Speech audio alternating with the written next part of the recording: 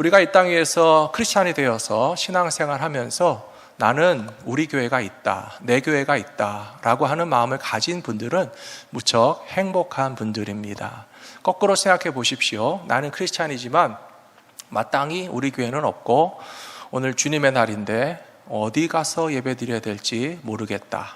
요즘에 유튜브에 좋은 목사님들 설교가 많으니까 유튜버나 봐야 되나 라고 생각하시는 분보다는 나는 오늘 우리 교회로 가면 된다 라고 하는 분들이 훨씬 행복하지 않으시겠습니까?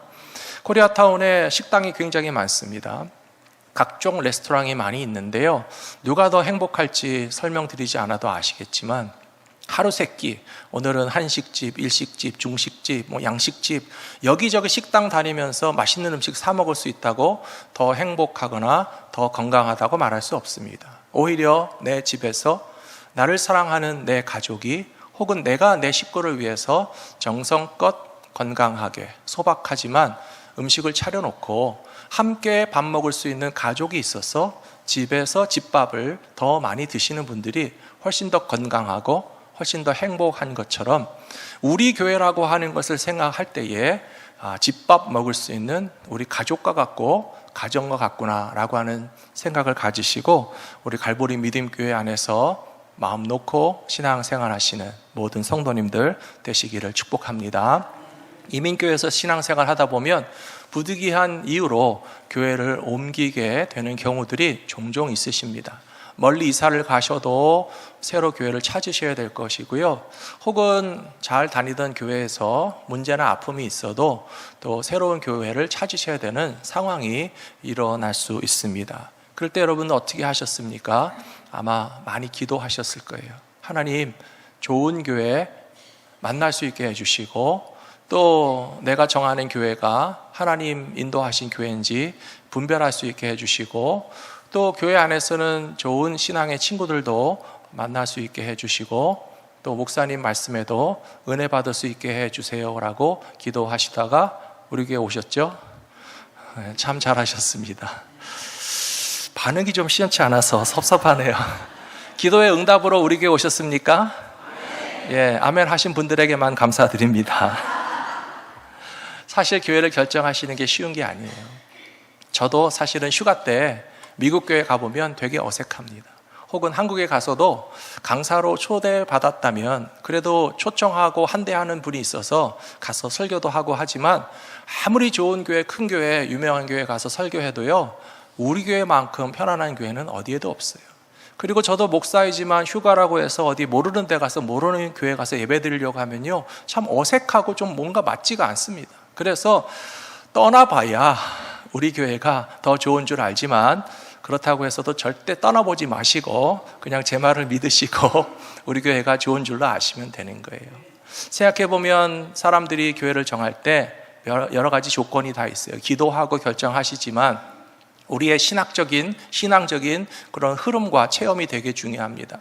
이제까지 얌전하게 신앙생활 하시던 분이 갑자기 어느 교회 갔는데 너무 박수치고 막 뛰어서 춤추고 막 그러면 좀 맞지 않을 수가 있어요. 또 반대의 경우도 마찬가지입니다. 젊은 성도님들이 새로운 교회 찾아봤더니 너무 점잖으신 어르신들만 조용히 그냥 숨죽이고 예배 드리셔도 뭔가 좀 답답한 느낌이 들 수 있어서 좋은 교회 많이 있지만 이 교회가 내 교회다라고 판단하고 결정하는 것은 참 쉽지 않은 일인데, 저는 너무너무 감사한 것이 여러분들이 우리 교회를, 갈보리 믿음교회를 내 교회로 마음먹게 하신 것은 주님의 은혜라고 생각합니다. 하나님의 인도하심이라고 믿습니다. 우리의 결정이 좀 불안한 것 같아 보여도 하나님께서 우리에게 최선의 길로 인도하셨다라고 하는 마음과 믿음을 가지시고 우리 교회를 더 좋은 교회로 만드는데 함께 힘쓰실 수 있는 우리 성도님들이 되셨으면 좋겠습니다. 그렇다면 어떤 교회가 내 교회, 우리 교회가 되어야 할까? 제가 생각해 보면서 첫 번째로 우리가 내 교회라고 마음먹기 위해서는 이곳에서 하나님의 은혜를 체험할 수 있어야 됩니다.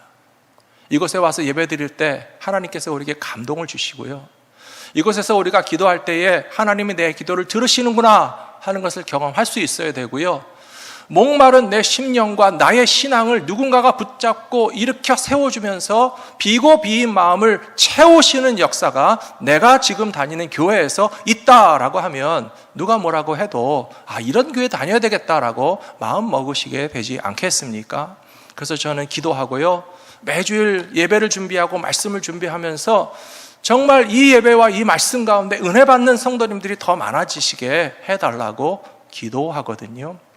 저 어렸을 때 가끔 아버지랑 같이 약수터 올라간 때가 있었어요. 그래서 어머니가 약수터에서 물 떠오면 좋아하신다고 들고 올라갈 때는 빈통이라 가벼운데요, 그 큰 통을 말통이라고 그러잖아요. 거기다가 물을 채워가지고 약수터에서 들고 내려오려면 힘들지만 그래도 가지고 가면 어머니가 좋아하시니까 아버지랑 같이 약수터 가던 때가 있었어요.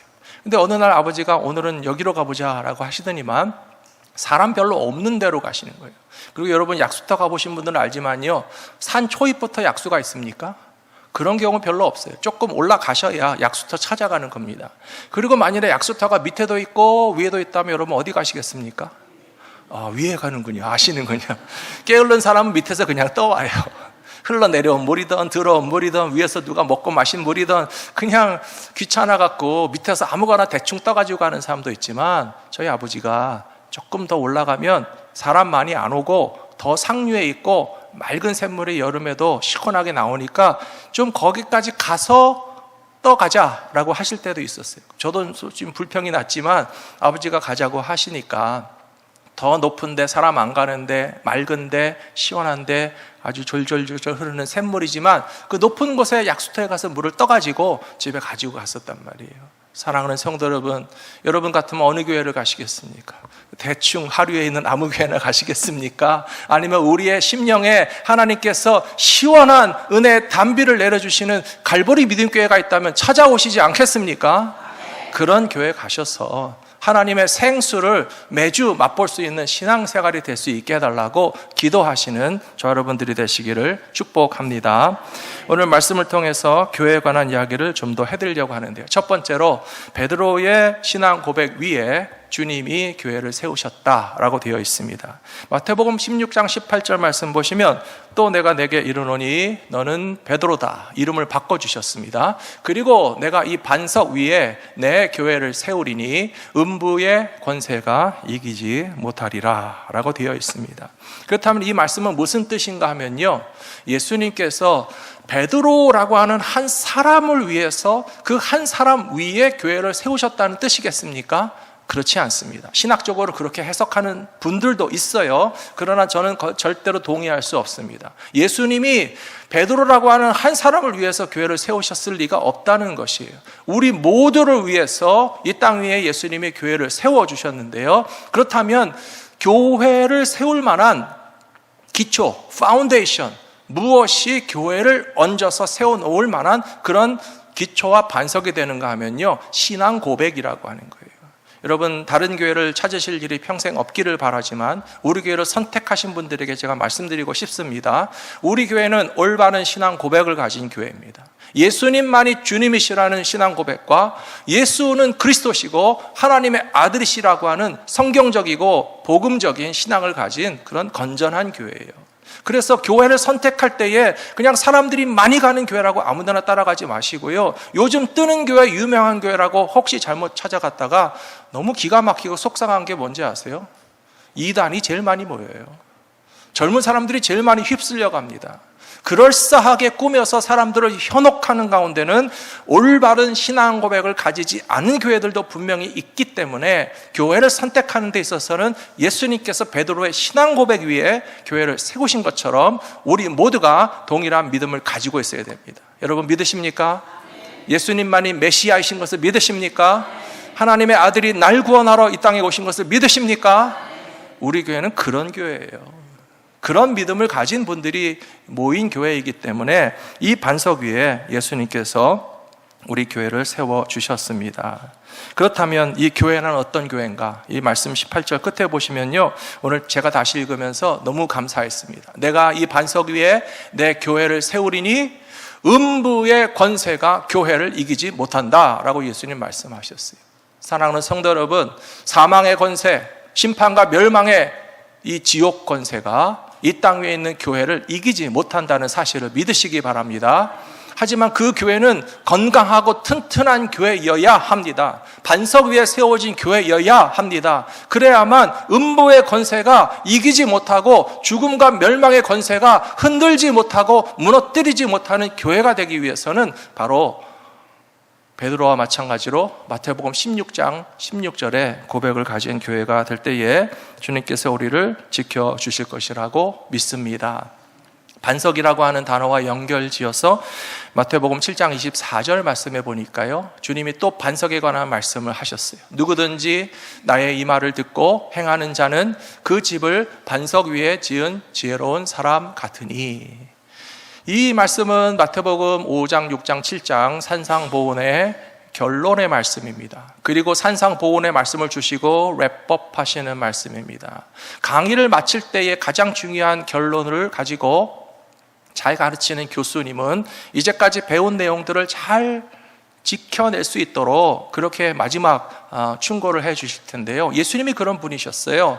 온갖 좋은 말씀을 다 주시고서 이 말씀을 알고 듣고 지식으로만 갖고 있는 것이 충분하지 않고 이 말씀을 행하는 자라야 반석 위에 지은 집과 같다라고 말씀하신 것처럼 교회와 성도들은 똑같아야 된다고 믿습니다. 신앙 고백 그대로 실천하시는 저 여러분들 되시기를 부탁합니다. 예수님이 주님이시라고 하는 믿음을 삶 속에서 고백하고 실천하실 수 있는 교회와 성도들이 되시기를 부탁합니다.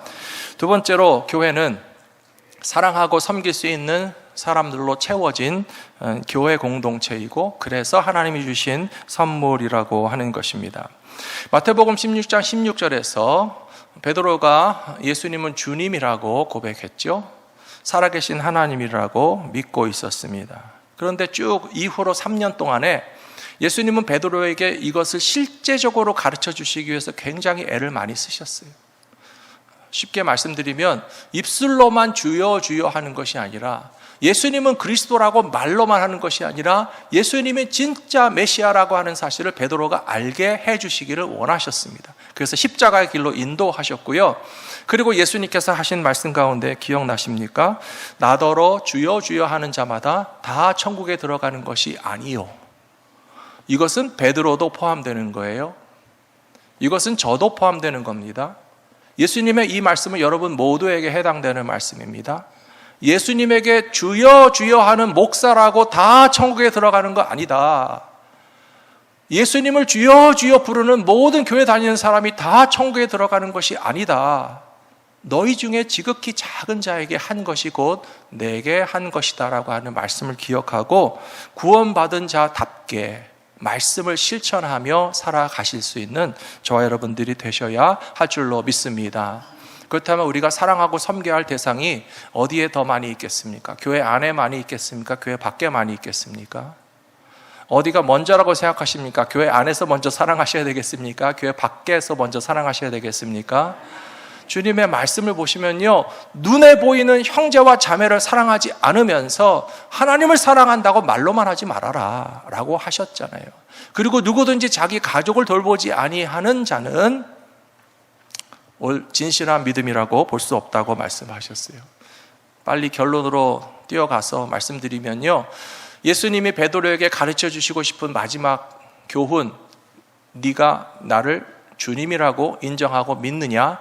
그렇다면 내 교회와 내 양떼를 사랑하고 보살펴 주라고 맡기셨다는 사실입니다. 그래서 여기 뭐라고 되어 있습니까? 요한복음 21장에 보시면 그들이 조밥 먹은 후에 예수께서 시몬 베드로에게 이르시되 요한의 아들 시몬아, 내가 이 사람들보다 나를 더 사랑하느냐 하시니 이르되 주님 그러하나이다. 내가 주님을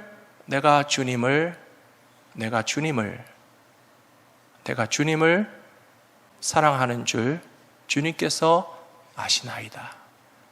기어 들어가는 목소리로 겨우 대답했어요. 그때 주님이 하신 말씀은요, 네가 나를 주님이라고 부르고 네가 나를 정말로 사랑한다면 나에게 해줄 건 아무것도 없다. 내가 사랑한 내 양떼와 내가 세워놓은 교회를 섬겨라 하신 말씀을 순종하는 것이 바로 주님을 주님으로 인정하는 신앙생활이 될 줄로 믿습니다. 세 번째로 주님의 몸인 교회는 험한 이 세상 가운데서 우리를 보호하시고 인도하시는 영적인 공동체가 된다는 사실을 여러분 잘 알고 계실 겁니다. 오늘 마태복음 16절 말씀에서 제가 이 말씀을 깨닫고 너무 기뻤습니다. 19절 말씀 보시면요, 내가 천국 열쇠를 내게 주리니 내가 땅에서 무엇이든지 매면 하늘에서도 매일 것이요 내가 땅에서 무엇이든지 풀면 하늘에서도 풀리리라. 예수님이 이상한 말씀을 하셨어요. 베드로라고 하는 반석 위에 교회를 세우신다는 말씀도 한 개인에게 하신 말씀이 아니고 똑같은 신앙 고백을 가진 사람들을 위해서 세상에 교회를 주신 것이라고 말씀드렸죠. 기억나십니까? 이해되십니까? 근데 서양의 기독교 전통에 의하면 좀 잘못된 해석이 많이 있어요. 베드로가 맨 처음에 교회의 주인이라고 많이 사람들이 오해하기도 하고요. 잘못된 것이에요. 그리고 베드로가 천국문 앞에서 열쇠를 가지고 기다리면서 우리가 천국문 앞에 가면 그 열쇠를 가지고 뒤로 보내줄까, 문을 열어줄까, 안 열어줄까 그런다는 소리 들어보셨어요? 잘 모르시나요? 서양 사람이 아니라서 모르시는군요. 서양의 기독교 전통에는 이런 일종의 사람들의 상상력을 동원한 이야기들이 있는데 그것도 틀렸다는 걸 제가 말씀드리는 거예요. 베드로가 언제 입국 신사하는 사람입니까? 베드로가 열쇠를 받았다고 해서 우리가 천국문 앞에 갔을 때 베드로에게 허락받으면 천국 들어가고 베드로가 문 안 열어주면 우리가 천국 못 들어갑니까? 아니라는 것이에요. 그러면 여기 예수님께서 마태복음 16장 19절에서 천국의 열쇠를 베드로에게 주셨다는 것은 베드로 한 사람에게 주신 것이 아니라 땅 위에 있는 주님의 교회에 이런 권세가 있다는 겁니다. 영적인 권세와 능력이 교회에 있어서 예수를 주로 고백하는 주님이 세우신 이 지상의 교회에 천국의 열쇠와 같은 권세가 있어서 교회가 이 땅에서 묶으면 하나님 나라에도 묶여지는 거고 교회가 이 땅에서 풀어놓으면 하나님 나라에서도 풀어진다는 의미로 이해할 수 있지 않겠습니까? 여러분, 우리 모두가 다 어디 다니면서 예수 믿고 구원받았습니까? 교회 다니면서 예수 믿고 구원받았잖아요. 교회는 구원의 문을 이 지상에서 열어놓는 하나님의 구원의 창구가 되는 것이고요, 지상에 있는 교회에서 예수 믿고 구원받았으면 천국 문이 열립니까? 안 열립니까? 열려야죠. 이 땅에 있는 교회를 통해서도 전혀 구원받지 못하고 구원의 문이 닫혀있는 사람이라면 그분이 천국 간다고 갑자기 닫혔던 천국 문이 열리겠습니까? 아니라는 것이에요.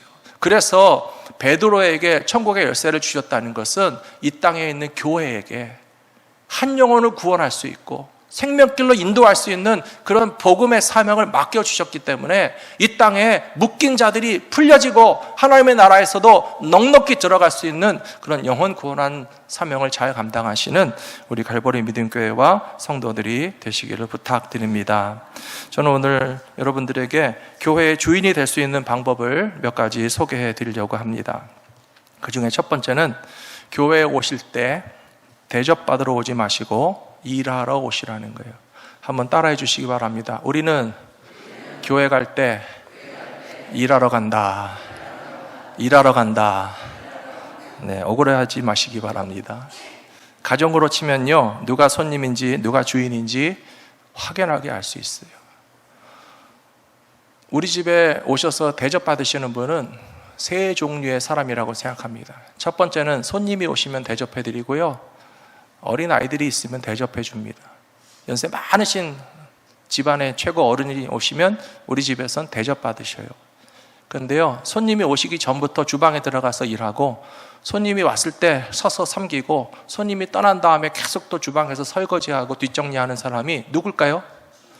우리 집의 안주인이에요. 주인은 일하는 사람이고요, 손님은 대접받으시는 분이에요. 저희 집에 지붕이 뚫어져서 비가 새면 그 지붕에 올라가야 될 사람이 누굽니까? 손님이 올라가야 될까요? 제가 올라가야 될까요? 제가 올라가야 되겠죠. 지하실에 워러 히터가 터져가지고 물이 안 나와요. 뜨거운 물이. 그러면 어떻게 손님 좀 불러다 고쳐달라고 그럴까요? 제가 고칠까요? 네가 고쳐야지. 우리의 손에 기름이 묻고 땀이 묻고 먼지가 묻고 힘들고 귀찮고 온갖 문제가 생겼을 때에 주인은 고치는 사람이고요, 손님은 대접받으시는 분이에요. 그렇다고 해서 여러분들이 신앙생활 하실 때 나는 절대로 대접만 받기 위해서 신앙생활 할 수는 없다, 그런 말씀은 아니에요. 교회에도 어린아이들이 있어요. 교회도 연세 많으신 분들이 있어요. 교회도 처음 나오신 분들이 있어요. 새가족들. 그리고 교회도요, 처음 믿으시는 영적인 어린아이와 같은 분들이 있어요. 그런 분들은 섬겨주셔야 돼요. 대접 받으셔야 돼요. 그런 분들은 아무 일도 하지 않으셔도 괜찮아요. 하지만 여러분들이 갈보리 믿음교회 교회가 주인이 되기를 원하십니까? 여러분들이 주방에서 일 많이 하시면요, 갈보리 믿음교회 안주인이 되실 줄로 믿습니다. 여러분들이 교회에 망가지고 깨진 부분들을 마당을 쓸고 주차장을 안내하고 깨지고 부서진 교회를 내 손으로 고치시는 분들이 이 교회의 주인 되실 줄로 믿습니다. 그러므로 제 말의 뜻을 이해하신다면 나는 교회 갈 때 뭐 하러 간다고요? 일하러 간다 하는 마음으로 교회에 오셔서 교회 주인이 되어주시기를 바랍니다. 두 번째로 교회 주인이 되실 수 있는 방법은 무엇인가 하면 따라해 주시기 바랍니다. 나는 교회로 갈 때, 왜 아까보다 소리가 작아지셨어요? 나는 교회로 갈 때 누군가를 사랑하기 위해서 간다. 사랑하기 위해서 간다. 모든 사람을 다 사랑하시라는 건 아니에요. 걱정하지 마세요. 미국에서 저희가 좀 살아보니까 이 중학교 이하의 어린아이들은 엄마 아빠가 학교 데려다 주고 엄마 아빠가 픽업하게 돼 있어요. 이제 중학생, 고등학생 되면 제 발로 걸어오기도 하고 뭐 자기 차 운전하고 가는 고등학생들도 있는데요. 저희도 아이들이 어렸을 때는 매일같이 엄마가 됐든 아빠가 되었든 아침에 학교 데려다 주고 오후에 학교 끝나는 시간 맞춰서 학교 앞에 얼마나 차댈 자리가 없습니까? 그냥 겨우 파킹하기 위해서 뺑뺑 돌다가 혹은 일찍 가서 빈자리 겨우 집어넣고 애들 나올 때까지 기다려요. 그러면 학교 딱 끝나면 꼬맹이들이 와르르 쏟아지는데 애들이 너무 이쁘고 귀엽고 웃기고 막 사랑스럽고 그래요. 그러다가 이제 우리 아이들이 나오면 그 아이들을 픽업해서 집에 데려오고 그랬었거든요. 그런데 그렇게 학교 앞에 가보면 학교 끝나고 쏟아져 나오는 애들이 많고 이쁘지만 지금 제가 초등학교 앞에 갈까요? 안 갈까요? 뭐 하러 갑니까? 제 자식도 없는데. 여러분 교회 왜 오십니까? 여러분 우리 교회 오실 때 오늘 즐거운 발걸음으로 오셨어요? 여러 가지 즐겁고 기쁘고 원하고 바라는 마음이 있었지만 그러나 내가 사랑하는 내 아들이, 내 딸이, 우리 교회 학교 학생이, 또 우리 셀의 멤버가, 또 새로 오신 새 가족이, 혹은 아프시지만 또 병상에서 일어나서 교회에 오시고, 혹은 여행 가셨다가 다시 내 교회로 찾아오신 내가 사랑하는 한 성도를 사랑하는 마음 때문에 나는 오늘도 교회에 가야 된다 하는 마음을 가지고 있는 사람들은 행복하지 않겠습니까? 교회의 주인이라고 볼 수 있지 않겠습니까? 사랑하는 성도 여러분, 제가 오늘 드리는 말씀은 일주일 동안 되게 많이 연구해서 드리는 말씀이에요. 그냥 갑자기 드리는 말씀이 아니에요. 다시 한번 따라해 주세요. 나는 교회 갈 때 일하러 간다. 나는 교회 갈 때 누군가를 사랑하러 간다. 한 가지 더 있습니다. 나는 교회로 갈 때 기도하러 간다.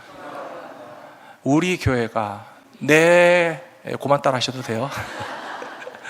우리 교회가, 내 교회가 하나님께 상달되고 응답받는 교회라는 게 너무너무 중요해요.